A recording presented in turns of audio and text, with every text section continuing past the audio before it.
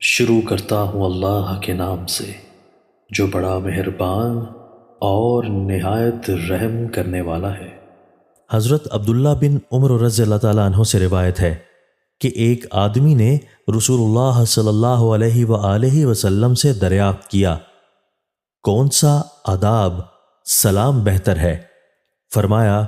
یہ کہ تم کھانا کھلاؤ اور تم جسے جانتے ہو اسے بھی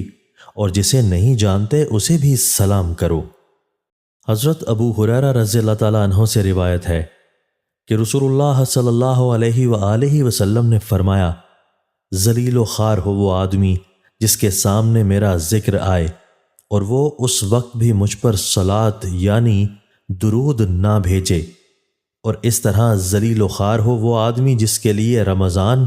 رحمت و مغفرت والا مہینہ آئے اور اس کے گزرنے سے پہلے اس کی مغفرت کا فیصلہ نہ ہو جائے،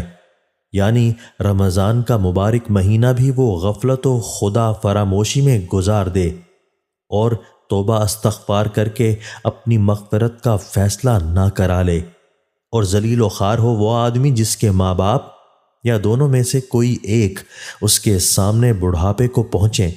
اور وہ ان کی خدمت کر کے جنت کا استحقاق حاصل نہ کر لے۔ تشریح: اس حدیث میں 3 قسم کے جن آدمیوں کے لیے ذلت و خواری کی بد دعا ہے، ان کا مشترک سنگین جرم یہ ہے کہ ان کے لیے اللہ تعالیٰ نے اپنی خاص عنایت اور رحمت و مغفرت حاصل کرنے کے بہترین مواقع فراہم کیے، لیکن انہوں نے خدا کی رحمت و مغفرت کو حاصل کرنا ہی نہیں چاہا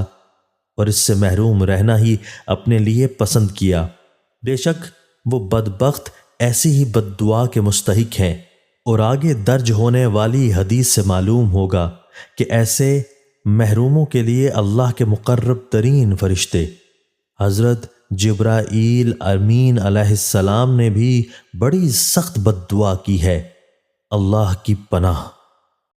دوستو، اللہ تعالی ہمیں ان احادیث مبارکہ پر عمل کرنے اور اپنی زندگیوں کو سنوارنے کی توفیق عطا فرمائے۔